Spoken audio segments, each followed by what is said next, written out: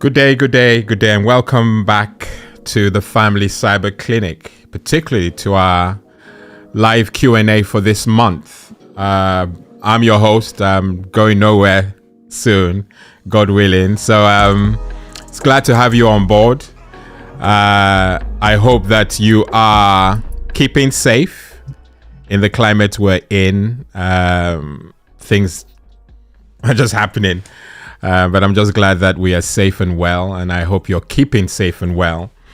2 shows ago, I mentioned to us that we are going on a journey where on the platform where we are interviewing younger folks to share their experiences around the area of social media, and whether at all it's a good thing to jump straight in or to wait your turn, if you like.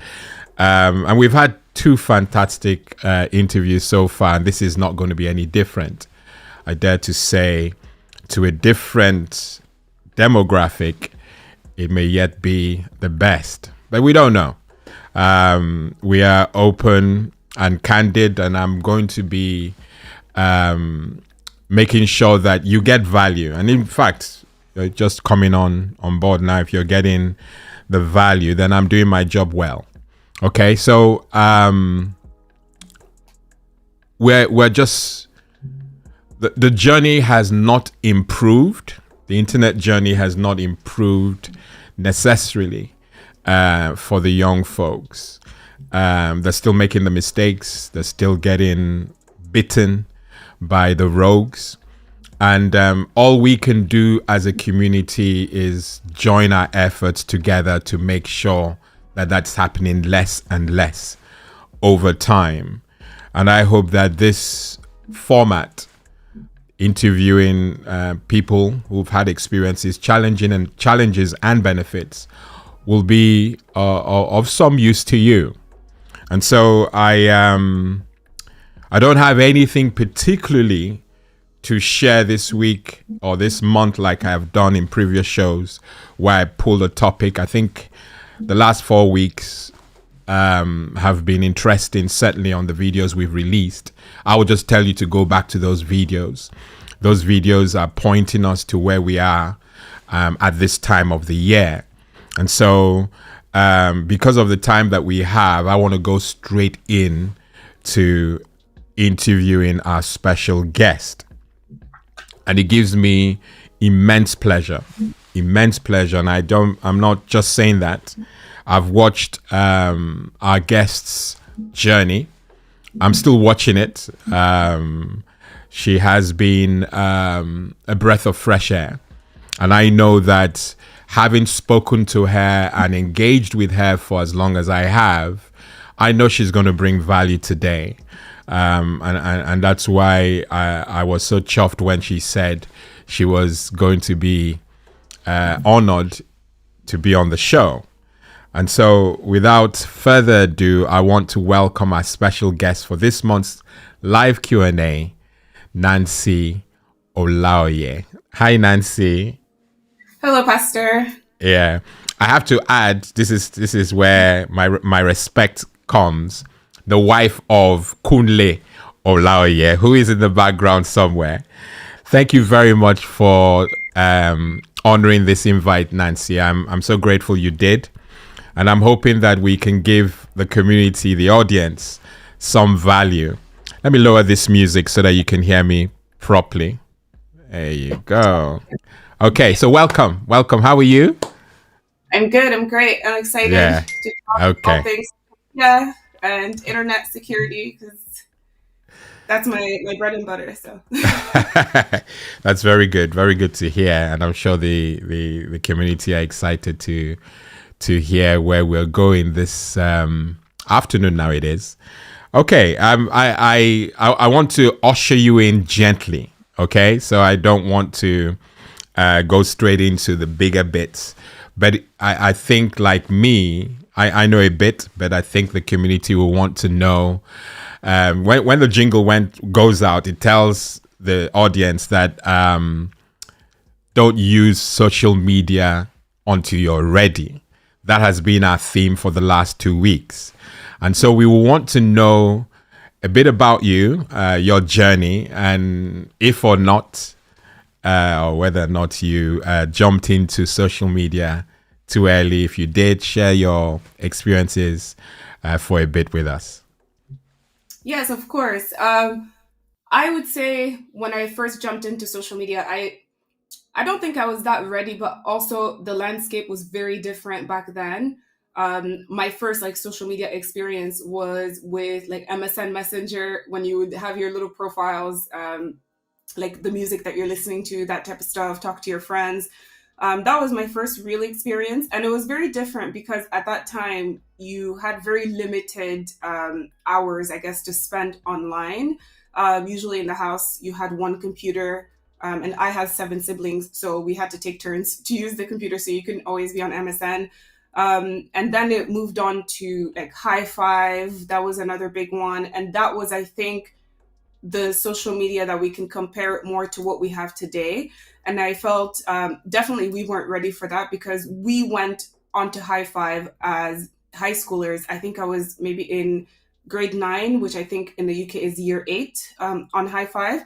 And you had a lot of like much older men who because to access all the social medias, you had to lie about your age because anyone under 18 couldn't access it. So you would say that you were 19 or whatever. So then you had a lot of older men who could potentially be creeps or stalkers or whatever, who would send you messages and things like that. So definitely I wasn't ready for that. I don't think most of my friends weren't either. We kind of had to figure out what to do because our parents most of the time weren't on those platforms, so they couldn't really help us, and they didn't really understand the landscapes. And then Facebook, towards the end of my high school career, is when Facebook was launched. Originally as something for university students, where you had to log in with your university email. So I had a friend who I worked with at summer camp who was in uni, and so she like showed me what Facebook was, and it looked so cool. And I was in my final year of secondary school, so I couldn't wait to go to uni, have a uni email, join Facebook, and all of that. And when I did, it was, I think maybe my high five experience prepared me a little bit more for Facebook. But again, it was very, very different. You didn't have as many people on Facebook as you do today. You didn't have Facebook ads. You didn't have all the videos. Like it was still very green, which I find was still a little bit safer. And then post uni, I got into social media. So I worked, in marketing advertising. So I actually ushered social media into a lot of really big Canadian companies, like Toshiba, Microsoft, and things like that. The agency I worked in, we brought in social media to those companies. So I got to understand the back end of social media really, really well, to the point that some may call me an expert. I have imposter syndrome, so I don't call myself an expert. Yeah, so I think that my work in social media for the past, I think, almost 10 years, I'm old. Um, I've, yeah, and I'm now a lot more comfortable on social media now than I was before. But again, the landscape is very different. You now have billions of people who are on social media. You can connect, with people on the other side of the world, with the click of a button. You can have a call, and a lot of those platforms are still very flawed. Being in the back end, I can see a lot of the work that they try to do. I know, like with Facebook, Instagram, they do try to do a bunch of new things to help make the landscape a little bit safer for everybody. But it's still, personally for me, if I had a child who was like 10 or like maybe up to 15, I don't know if I would want my child to be on those platforms yet. But yeah, because it's very different than it was when I was on MSN Messenger. Good stuff. Yeah. When you mentioned MSN Messenger and things like that, I it just takes my mind to when things were so innocent. We embraced the platform and it was a tool. It still is a tool, but it's a tool where we are in an area where we need to tread carefully. Words fail me on how I can drum this into the community, that we're strangers in this arena, and so we need to be informed and make sure that we're treading carefully. And I hope during our engagement we'll be able to touch on a few of those areas. And yeah, it's been an interesting journey for you. I can't remember. There was a platform that existed before YouTube, and I don't know why I keep forgetting it, but it was a platform where you load videos. MySpace. That's it. MySpace. That was really, really a thing, and many musicians today, Yes. found fame in those on those platforms. Yeah. So a lot of good comes out from, so that people don't just think that we're always revealing the negatives of social media. Some good comes out of Yes. social media, but we've got to use it properly. Kunle has quickly dropped the answer to that question. MySpace, he says. Thank you, Kunle, Yes. for Yeah. telling us that. Yeah. So Yeah, I appreciate your journey, and needless to say, you've learnt a lot along the line. Now, the format of our interview, when I spoke to you, and in fact, I've already informed our audience, is that you would be sharing your experiences throughout the interview, but you're going to do that from asking me questions so that I shed light based on my own security experience on a lot of things that I believe folks in your demographic may be taking for granted. And I'm glad that I was able to steal you onto the show so that we're no longer accused of just targeting babies and old folk. I really do feel that we have a space in the middle tier of the world. So fire away, and I will pull you in and ask you questions where it is required, so that we can mix it up beautifully. Yes. My first question, because all of my questions come from personal experience. Yeah. My first question is about public Wi-Fi usage.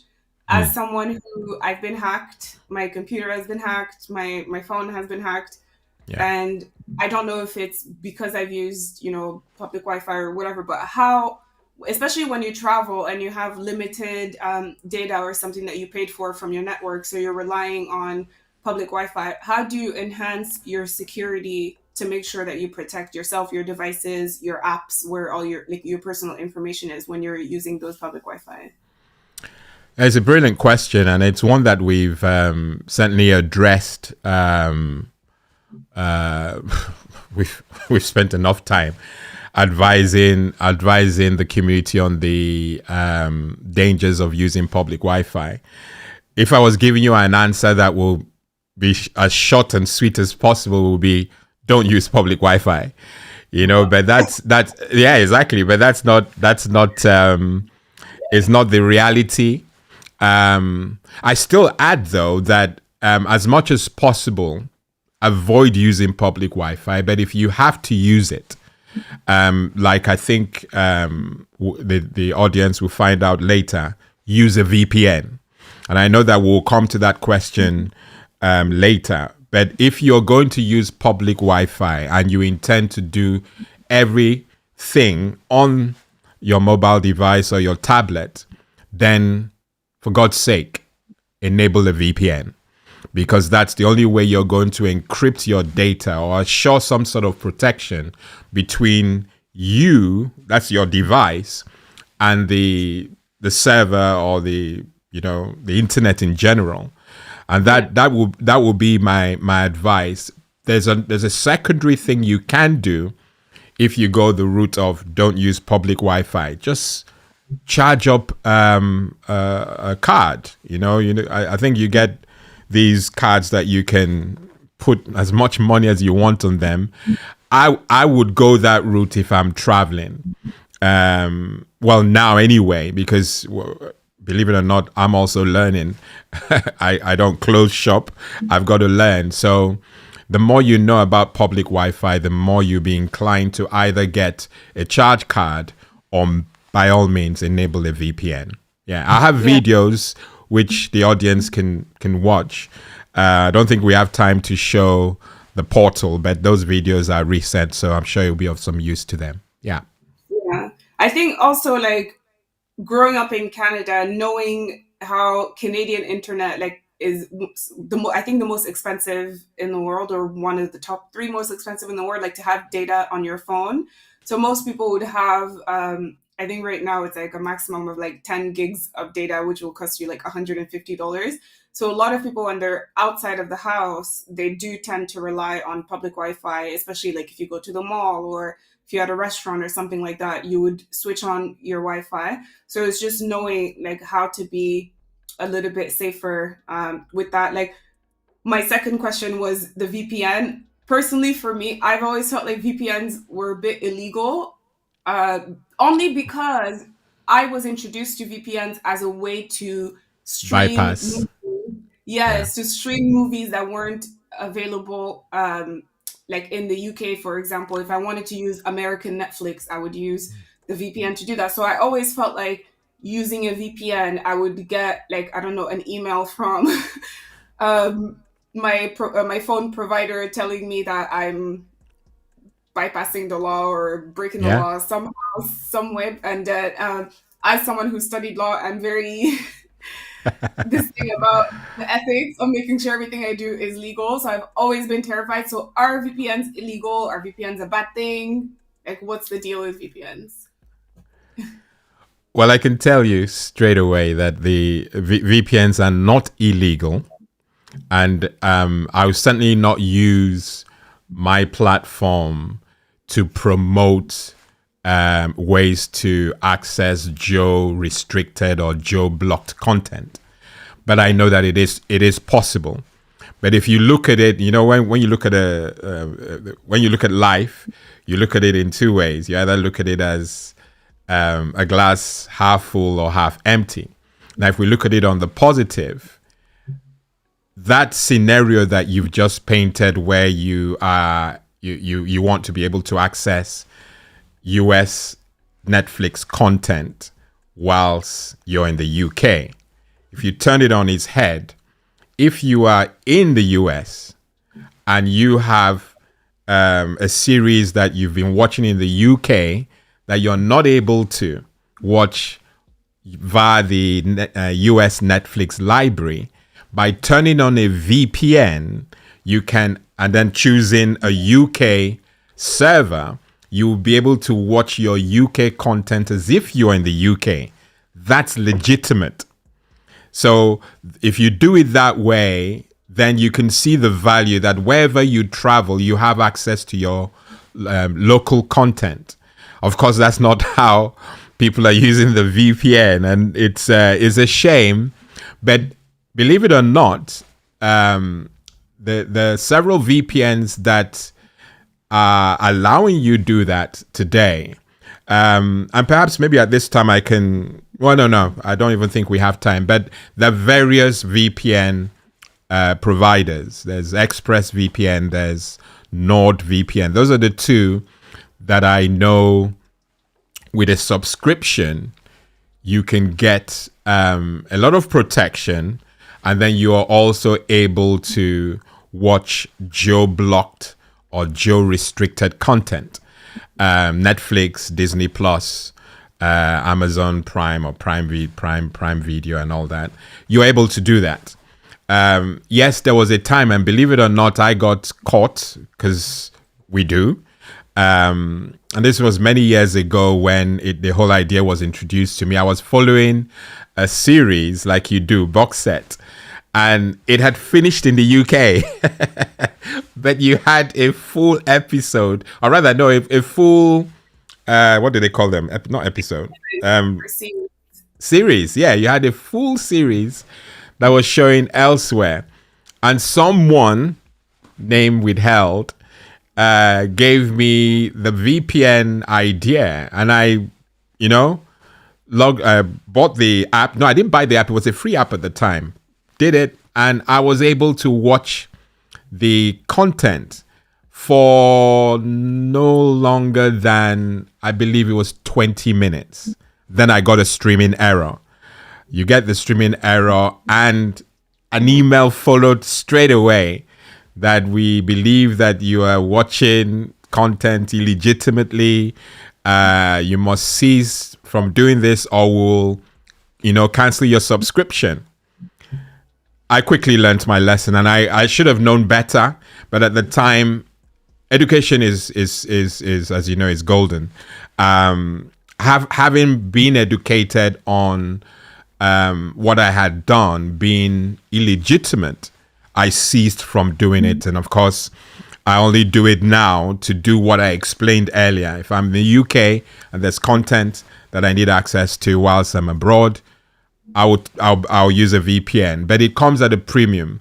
And I must clarify this to audience that there's a subscription like the Express VPN. I think you pay either £10 or £11.99 per month. or you just pay an annual fee and get over it, and that will give you access to, like I say, geo-blocked content. But that's not why you should primarily do it. You should do it for the protection. And again, this is key. The VPN protects the information that flows from your device to the server, the web server, the server that is serving you content. It means that the tunnel, which is what it's called, is encrypted. You don't have rogues being able to hijack your information, and that's important. I don't know whether that's helped. It has. Yeah. 'Cause to be honest, I've never thought of VPN as like a security device for myself, mostly as something to access content. Yeah. Yeah, and people should not be confused. If you use a VPN, all that it's doing is protecting, encrypting the traffic between your device, all devices, between that and the internet. It doesn't afford you virus protection, malware protection. In fact, if your device gets infected, all you're doing with a VPN turned on is encrypting that dodgy content. So it encrypts the infected content rather than prevent it from affecting you. So it's not an antivirus or an anti-malware solution. It just secures the tunnel between you and the web server, and just keeps, like, things like your IP address doesn't get displayed, so it's hidden. There's a lot of information that's kept private if you have a VPN turned on. So for so many who insist on privacy, it's a good investment. But one should not buy it because you want to watch Geo-blocked or Geo-restricted content. That I am saying as a disclaimer. Okay. I just have a question because you brought up like the malware and stuff like that. So I've been part of the Apple family for a very long time. Show And off. and before that, when I had PCs, I always had to buy like a antivirus for my computer. But then when I switched to Mac, people always said like, "Oh, MacBooks don't need antivirus." Like, is that true? Like, is it? And if that's true, why? Why are PCs more susceptible to viruses than Macs? It's a good question. In fact, a brilliant question. The short answer to your question is yes, it is true that the Mac does not need antivirus protection. They have a closed. Well, I've got to be careful because I'm probably treading on thin ice. The ecosystem is quite closed, and by closed I mean it's not as open as Microsoft is, which would mean that it will be very difficult for bugs to come into the ecosystem. So that can be that is a good thing and a bad thing for Apple. People move away from Apple because of that, because it's so closed.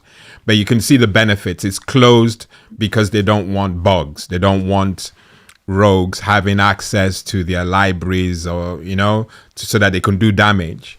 Windows, on the other hand, is not so closed. Although they're learning their lessons now, has not been so close over the years, which is why you have a lot of bugs being introduced, and anti-malware and antivirus vendors have made so much money from that transparency, if you like. So yes, your original question, you if anyone tells you need an antivirus or an anti-malware solution on a Mac, they're trying to make money. You don't need it. In fact, there's an argument by certain people that you don't even need it on the Windows platform, that the native protection you get with Windows Defender should be enough. But we know that that's not quite true. So whatever you can do to keep the rogues out, I'm a fan. Okay. Speaking of keeping the rogues out, so my third question is on passwords. That's something I'm horrible with passwords. I'm trying to get better because of a conversation we had last year. And then because last year I went to a YouTube event, and they gave out these like two-factor authentication devices, and like, set a date on my calendar that I was going to spend like one afternoon on a Saturday changing all my passwords and using that two-factor authentication thing. Till today, it's been a year. That never happened because it's just too much work. So I I wanted to know, a, should I make the effort to use that device, because my passwords have been hacked before. Um, so now what I do, I just use like when I create a new account for something, Google will suggest a new password and then save it all in the cloud for me, because there's no way I can remember all those like SPX, all those like random Google passwords. So that was the first question. Like, do you recommend those devices, or is Google Cloud enough or safe enough? Well, I'm caught in between. I am a fan of passwords. I don't hide that from you. I believe they have a place. Maybe in the near future, something will replace that. But making an effort to remember passwords can be a thing, and I think it's painful enough to remember too. But when you have to remember a lot, then yes, it becomes a nuisance. And we've discussed this on the platform, as you know. And we've recommended password managers, which you do have. And I think what you're suggesting is no different. Password managers are therefore are good, where you only have to remember one password. You store all the other passwords to your platforms. And like magic, you log in using that one password, and you can log into the your other platforms or portals. And there's a place for that. And there's a lot of security. Everything is encrypted. It's military grade protection, as they say. So I will not frown at password managers, but there's also obviously a fee. There's a subscription you pay for that trouble. Changing passwords can be a thing, and it's so painful, but you have to change the passwords unless you have a password manager. Our recommendation is every 42 days. We say you change it every 42 days, and you can have a scheme, change the last two or change the first two, but make it as strong and as complex as possible. But you have to change passwords. So you either use a password manager or change passwords. Your question about the cloud, yes, the cloud has evolved. And with that maturity, saving your passwords in a cloud obviously involves trust, but it's trust. They are trustworthy. Not all vendors are trustworthy. Google are. I say that advisedly. Apple will be the same. And so if you have opportunities, and I can tell you that when you get the message that it's been saved in the cloud, that information is encrypted. And so it's protected from hijackers and the rogues on the internet. So I would say saving your passwords in the cloud, and remember you're saving a complex password, is a good thing. But that will mean that you're doing every other thing properly, because what you don't want to do is you save your passwords in the cloud, and yet you're not updating your system when you're told to update it, or you are doing things that just defeat the whole protection that the cloud gives you. Usually we say in the security world that we are the problem. The user is the problem. The vendor provides these tools. And as long as we are diligently doing the little things that we need to do, don't show anyone your password. That's a given. Make sure you are updating your system when those patches arrive. That will limit, it will further harden the protection afforded by uploading and storing stuff in the cloud. So that's what I'll say. So if I'm using, because for all my work related things, I use 1Password Mm-hmm. um, as my password storage. And then for personal stuff, I use Google Cloud. And on my phone, I have, I think it's called iChain or something like that. So Mm-hmm. if I'm using that, do I still need like a separate two-factor authentication machine, or is it enough to have it um, authenticate by sending me like a text message or a security email or something like that? Because I was told that those ones, like the text and things like that, they could still be intercepted. Well, without a doubt, and again, we've shared videos on the platform. I'll tell people to go. Akin, thank you very much for your. I'm looking at the comments also. Akin just said he loves the password manager idea. They're very good. I'll just put it on the screen. Maybe you can see it too. But he's saying that it's a good idea. Yeah, he says love the password manager idea. Very good tools. Yes, absolutely. But coming back to your question, without a doubt, multi-factor authentication or two-factor authentication is a huge requirement. And the reason why I say that, it's always when you talk about security, a password is something you know. Yeah. But the essence, where the multi-factor authentication's value really shines is it sends a text to an item you have in your person. It's very rare that a rogue will have those two. Yeah. You understand? And because of that, it's added security, it's secondary security. And so having multi-factor authentication, which we've advised when it's being offered to you, please take it on. Or even if they're not offering, look for opportunities to get a text message. It just means that the rogue, you're always ahead of the rogue.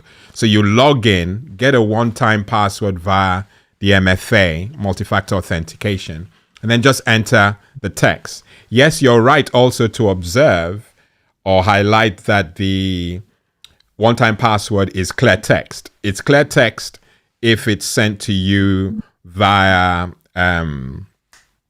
SMS, normal SMS, but it is protected if it's sent to you as an email. So it's it's like a weighing machine, but ultimately you just need that secondary mode of authentication. So whenever it's being offered, or if you know the platform has it, by all means take it on. So there's no, I'm a huge fan of MFA, multi-factor or two-factor authentication. So take that on, yeah. This is just for anyone who's on Facebook or Instagram, because there's been an increase in hacks of Instagram accounts. So do turn on your two-factor authentication. And I think for Instagram, you get backup codes that you take a screenshot of and keep on your phone. So in case you lost your phone or something like that, it would be in the cloud. So you would be able to access it like on your computer or things like that to log into your account. But yeah, so my next topic was saving credit card data on the cloud. I love online shopping, and one of the ways I know it has two negative impacts. One is I find that it makes you spend more when your information is readily available, already populated, and then secondly, I don't know if it's safe because on my it's my Google, I forgot the name, but it just like auto populates my credit card information. But usually I would have to put in my CVV, like those last 3 digits before it auto populates. But is that a smart thing to do? Because I feel like most people in my generation, everything is online. I'm honest with you, as I ought to be. I'll say no, and I'm only saying no based on experience and industry best practice. Where at all possible, we would always advise that you use a portal like PayPal, Google Play, Apple Pay. And the main reason why we say that is because your credit card, your personal information, which, as you know, with GDPR is golden. Yeah. It's better to have it in one place than have it in several places. So a rogue will not have access to your personal private information if you use any of those portals. I make enough noise about PayPal. Recently, I've added Google Play or Google Pay and Apple Pay to that because they're going up and improving the infrastructure to keep our data safe. So I would say, as convenient as it is, and believe me, it is convenient to just yes Yes. store the information, yes, and then all you're doing is CVV. If your system gets compromised, it's what they call, not see, there's something they say, it's something season. Basically, the rogue has a field day. Don't make it Season. open season. That's it. Yeah. So don't give the rogue any mileage to your data. Yes. That's not condemning or demeaning the encryption improvements that the likes of Apple have made to the security chain. You know, they store it and they do a good job. And because the Apple ecosystem is closed anyway, I can trust them. You know, but wherever you have a choice especially if you're into online purchases and all that, I would always say, rather than put your details in, which are your private details, just tell PayPal, pay this person, tell Apple Pay, pay that person, and get on with it. You know, I hope with time that the vendors like Microsoft and all those people will raise their game and provide a platform that we can trust. But for now, my flags are waving for those three portals: Apple Pay. There are others, but out here in the UK, Apple Pay, Google Pay, and PayPal are the ones I would use. Yeah. I use Apple Pay when I do online shopping on my phone, but Hmm. I don't know if maybe I haven't activated on my computer yet, but I don't have it on my computer. And I just personally, I find PayPal to be just one extra step. And by the time I get onto PayPal, I now start questioning my purchase. Thinking Also, you want what you're suggesting is you don't want anything to prevent you from making that crucial yes, purchase. Yeah, the impulse, it ruins the impulse. impulse bit of the impulse bit. Well, Because you yeah, go. because I think like 2 months ago I had downloaded like the Zara app on my phone, and I was getting ready to check out, and it was like, oh, I can pay with Apple Pay, and all I did was like double tap, it scanned my face, everything was fine, and then I found myself, hopping in there every once in a while, making impulse purchases, which I know is not good, but makes life easier. It does. And It certainly yeah, does. I would disagree, but Yeah, and I think that's the balance. And yeah, we're always advising that wherever you have the opportunity to slow down, is yeah, important to slow down, because we need that slowdown. And those platforms I've mentioned over the years have provided a safe haven, or a safe atmosphere or environment for online shopping. And I would always promote them until, well, I hope they don't, but until I'm I'm told to say different. yeah. PayPal, Apple Pay, and Google Pay every day of the week. Yeah. Yeah, I do. I would say rely on Apple Pay a lot. Yeah. To the point that I always have to think extra hard if I have my physical card and I have to insert the password because I haven't had to do that in a long time. And Mm. with Apple Pay, I think now there's no limit, so you can just tap everything. So Yeah. life is Yeah. getting more and more convenient. So let's hope that the security catches up with the convenience. We hope so. We hope so. Yeah. And then my last question. So I mean I don't have children yet, but I wanted to ask like how, like when you become a parent, how do you make sure that your kids are safe on the internet? Because I have nieces, and even at their very young age, by the time they're By the time they're 2, they know how to operate a phone. They know how to operate an iPad. We babysat little kids, like 5-year-old. They know how to go on YouTube and find the video that they want, like everything. So how do you ensure their safety online? Because for me personally, it's very scary to know that by the time my child is 3 years old, he or she will be able to completely navigate a phone like almost like an adult. It's quite frightening. It is frightening. I shared a video. I don't know whether I can show it. The last video that we had in the in the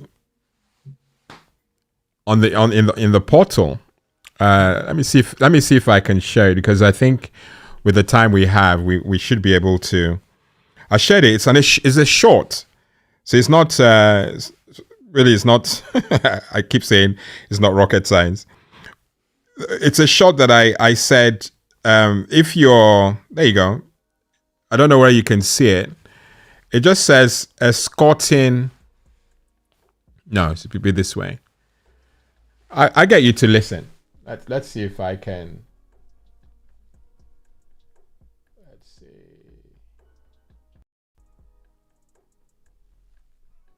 We are asking parents to escort or shade their children as they engage on the internet. We're asking them to do these two things: have an open communication line with your young ones. And secondly, make sure you're providing the tools they require to engage safely on the internet. You see, the reason why I decided to share that little, I don't know whether you could hear it, but I hope you did. Yeah. I think it comes down to communication. I've always said that if we have an open door policy with our kids, that things will be a lot better. And you mentioned that kids as young as 2 years old know their way around the internet. They didn't come out of the womb knowing that. They were taught, Yeah. so that's a huge responsibility that we have as parents to teach them, and we have to lead by example. So if you teach them, you have the opportunity to make sure that you're putting those safeguards in place as you are speaking and nurturing them in that way.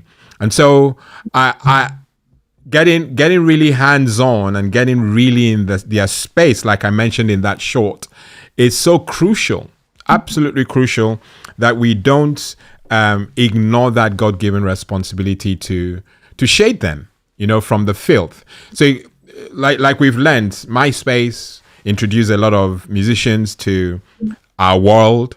They're good things that come out from the internet, without a doubt, Yeah. but these young ones need guidance. They need hand holding. They also need you to lead by example. You can't be doing all the bad things and expecting them to do any different. It's confusing, especially when they're younger. So I really feel getting involved and providing the safe tools they require. So you can't say you're giving them a tablet and you're not patching the tablet. You're expecting them to patch it when software updates are in view. So I think ultimately, I'm looking at comments coming in. Don't know what that is, but we'll come to that.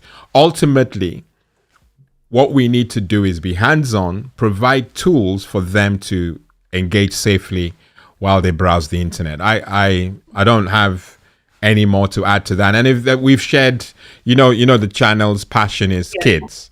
Yeah, so Yes. we've shared enough videos about that, and I hope parents will find some.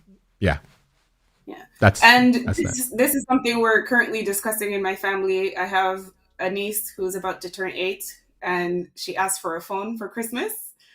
And so we wanted to know how, in your professional opinion, how old, like how old do you think a child should be before receiving like a phone? Because I think a phone is very different from a tablet, because you can give them a tablet that doesn't have like data, so they need to be connected to the Wi-Fi, so they would use it like when they're at home. Whereas a phone, you can use it anywhere, so they, she would essentially be her own little person every time she leaves the house, she goes to school, all that stuff. So how old should a child be? I guess my question is, before being entrusted with their own first device. Because from personal experience, think I was 10, because my parents got a phone for all of us, and it was just one phone, and I was chosen to be the keeper of the phone. But at that time, it was like a clunky like Motorola flip phone, no internet on it. It was just for phone calls, to call my mom if we missed the bus, if we needed her to pick us up somewhere, staying at school late. But now phones can do everything. So how young or old should a child be before getting their first phone? I don't think it's an age thing, and I somehow I suspected you. I suspect you knew I was going to say that. I don't think age is the yeah. If we focus on age, then we might miss the trick. I think if we come back full circle on the fact that you've got to be involved in the first place, not just on the internet, but as a parent, as a guardian, a family friend, you've got to be engaged with these young people, the young folk. When you're engaged with them, and I mean on a very tangible, in a very tangible way, you will know. You know that some things that will manifest in your engagement, your non-internet engagement with them, that will give you the assurance that they're maturing. That they're growing up. And then as they carry themselves in the non-internet arena, for example, you will know that gradually those things that they're showing or manifesting will hold them in good stead when they are now on the internet platform. So I would say a direct answer to that question, what age? You should know. If you're giving them the phone as a parent, you should know as a parent that they're ready. Not the child. The child, if you leave that responsibility for the child to determine when he or she is ready, then there's a disconnect. You, the parent, the hands-on guardian or parent, would know whether they're ready or not. So you have the answer to that question. So if you're giving an 8-year-old a smartphone, like you said, Motorola flip phone, in those days was wicked, though. So don't let's not diss it too much. It was the thing. Oh yeah. But these days, I don't even know whether they sell those sort of phones anymore. So the phones are smart. So they will be able to do one or two things, either using 3G or Wi-Fi. So you, having been that engaged with them on other areas of their life, should know that the phone will not be a distraction. That the young girl or boy is equipped. There are lots of things that you have to do first to equip this young. You did say niece, right? Yes. Young girl. So you have to be giving her throwing those bombs at her, the virtues, and making sure that you are keeping her, getting her mind well placed. Then when the phone decision comes, it'll be an easy one for you to make. Yeah. So I won't give for. I'm acting responsibly by not saying when they're 8, give them a phone. When they're 9, they can't get onto.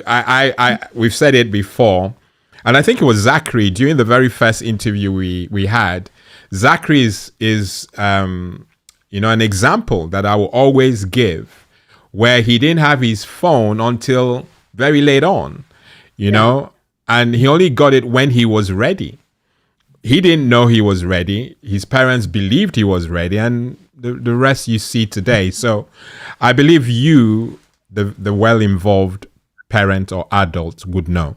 And I hope that's the case for your niece. Yes.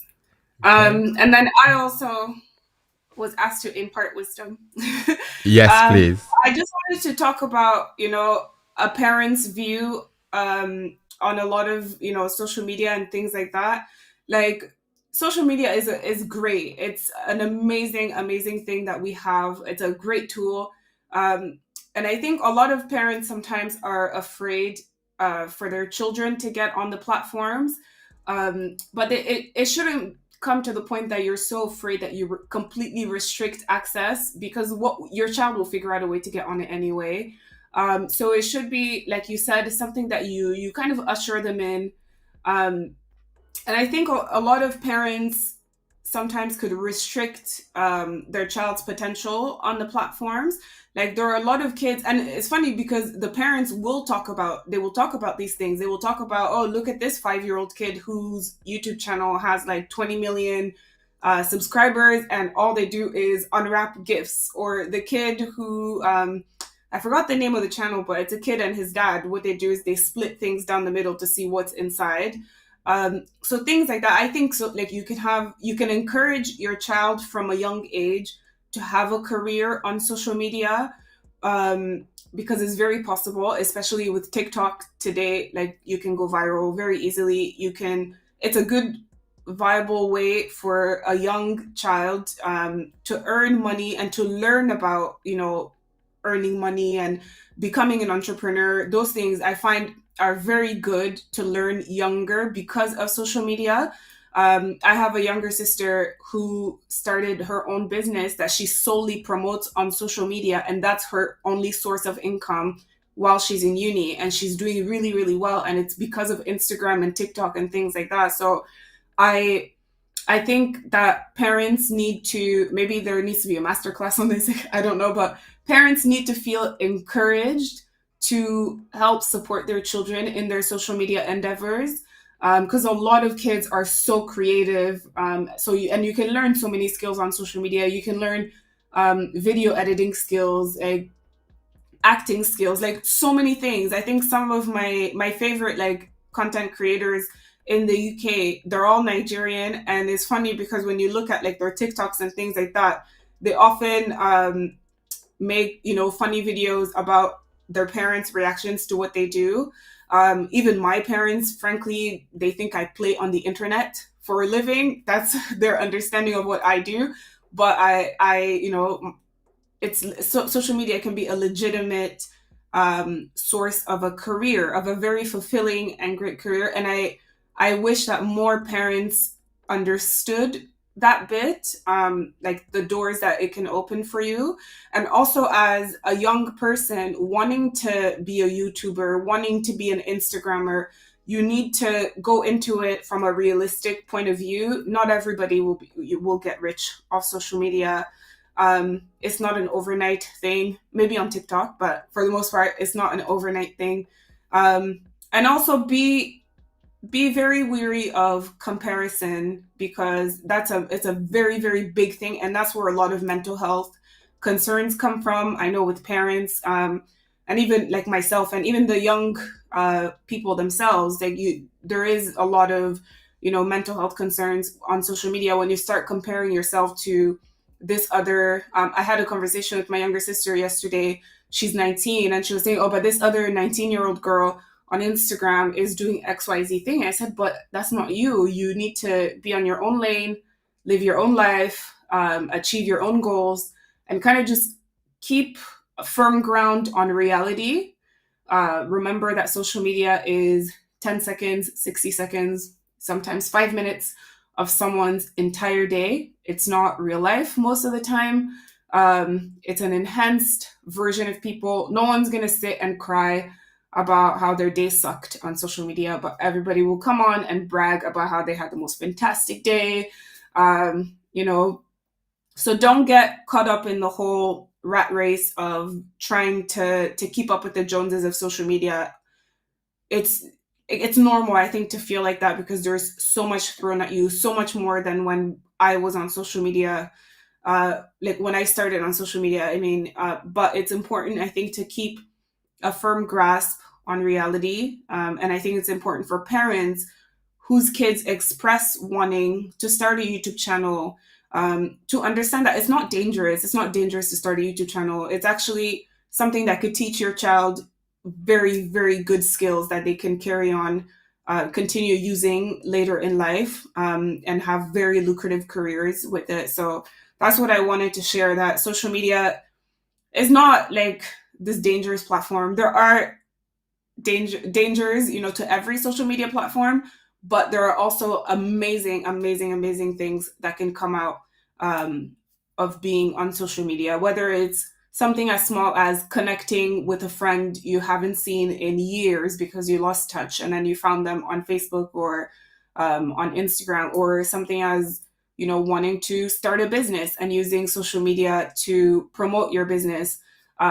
or your business being social media, so being a content creator. Like for me, I want to see more and more, young Black creatives from a young age getting on social media and creating the content, because it feels a bit skewed. You will see a lot of young, um, Caucasian children on social media having careers and lucrative channels from a very young age because their parents are very engaged in it. They're not afraid of it. They're willing to accompany their children in creating those videos and things like that. Whereas I find, especially in the African community, we lose out on potential, careers and opportunities for our children, to get on those platforms, because if you're on social media and you spend a lot of time on it, at some point you should consider, how to make it lucrative for yourself. That's from my professional standpoint, because it's a gazillion-dollar industry. There's a piece of the pie for everybody. Absolutely well said. Well said. I dare not have interrupted you at that time. Very, very, very crucial words. And I feel that those who have known me for quite a while would really receive a lot of direction from those very wise words. Thank you very much for that. And in fact, believe it or not, we've come to the end of our time together. Yeah, that's exactly like I did warn you that time does fly, and it's huge. It's huge that you took us on, took the channel on, and no doubt this is the first of many shows we'll do together. I picture a show with you and Kunle at some point, just for a laugh. Yeah. Yeah, it'll be nice to be able to do that. We never give, rather, we never end our shows without giving our audience or the community an opportunity to, be a part of what we're doing. This, you can see, means so much to us. And we would love to get you into the inner circle. And you do that by, subscribing to the channel, liking the content if it's been of use to you, and sharing it with your friends and family. You don't want to keep a good thing away from those you love. Like I've now learned, I'm going to go back to Nancy and allow her say her goodbye properly. Nancy, thank you very much for your time. Auntie Nora is saying thank you also for the time you spent. I'm just putting those pings on the screen. You can see that's Auntie Nora. She did say earlier, be on your lane. That was beautiful advice. And Edward also says thank you. Needless to say, I'm full of gratitude for the time you spent with me, the platform, our community. I'm hoping that we can engage. Is there any way we can reach out to you? Because you're like, I want to call you. I said I was guilty. You're a social media expert. End of story. How do we reach you? How do we engage with you going forward? Yes. Well, I can be found on Instagram. My Instagram handle is thefancy19, or you can find me on LinkedIn if it's for professional matter. Nancy Olaye on LinkedIn. But yes, this was actually my first live on YouTube where I actually spoke. I'm usually behind the scenes of YouTube lives, Okay. for work. So this was a really fun experience.